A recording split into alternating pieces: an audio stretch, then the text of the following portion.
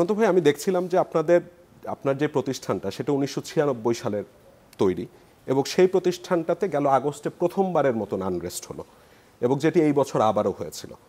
আপনি সে সময় একটি সংবাদ সম্মেলন করেছিলেন, সংবাদ সম্মেলন করে প্রধান উপদেষ্টার কাছে এই গার্মেন্টস শিল্পকে বাঁচাতে একরকম আবেদন জানিয়েছিলেন, যার কিছু তথ্য নিয়ে পরবর্তীতে দেখলাম প্রেস উইং বলেছিল যে আপনি কিছু সেখানে মিথ্যা তথ্য দিয়েছেন, এবং তারা একটা প্রতিবাদ জানিয়েছিল।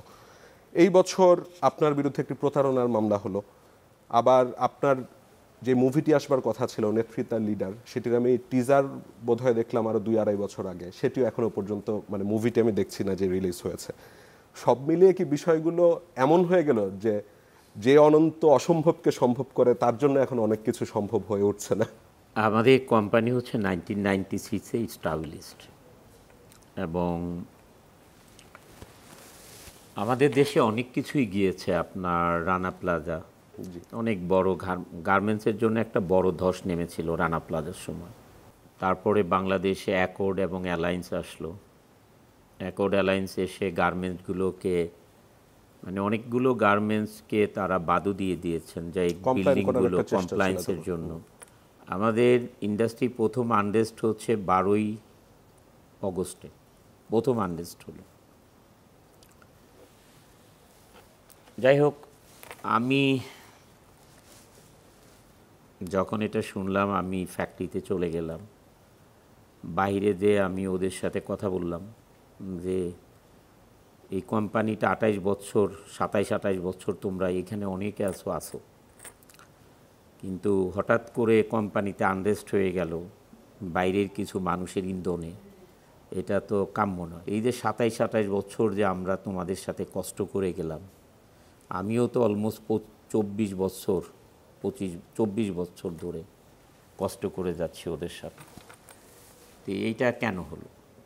তখন দেখলাম যে তাদের ভিতরে একটা মানে ম্যাচুরিটি আসলো যে ঠিক আছে, আমরা স্যার এরকম আর করবো না। তারপরে দেখলাম ভালোই যাচ্ছে।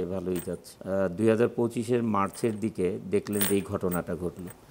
তখন না ব্যাপারটা আমি আর নিতে পারিনি যে এটা কেন হবে, যে আমরা যদি বিজনেস করতেই আসি আর তোমরা যদি কাজ করতেই আসো, তাহলে এইটা তো কোনো সম্পর্ক না। মানুষের ফ্যাক্টরিতে স্যালারি দেয় না, আনরেস্ট হয়, সেটা আলাদা জিনিস।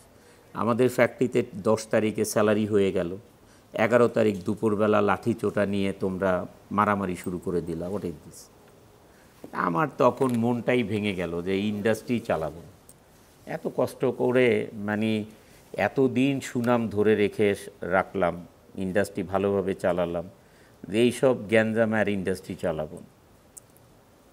তো যাই হোক, আমাদের বিজিএমই যে আমাদের ফ্রেন্ড সার্কেল আছে, তারপরে আমার বায়াররা আছে, মানে উল্টো আমাকেই কনভিন্স করেছে, না এটা তো পরিস্থিতির শিকার হতেই পারে, তোমার মন ভাঙা ঠিক হবে না, ইন্ডাস্ট্রি চালাবানে এরকম বলা ঠিক হবে না, আমরা তোমার পাশে আছি।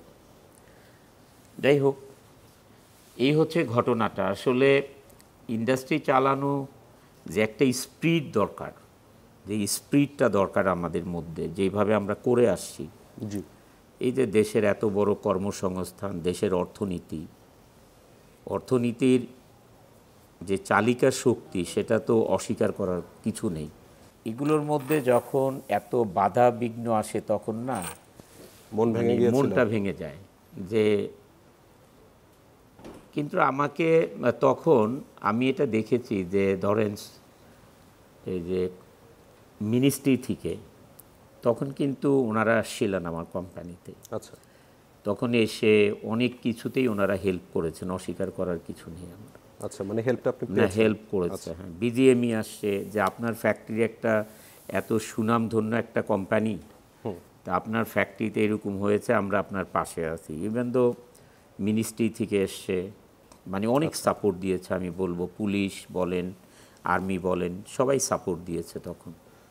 তারপরে আবার ঘুরে দাঁড়ানোর চেষ্টা করেছে আর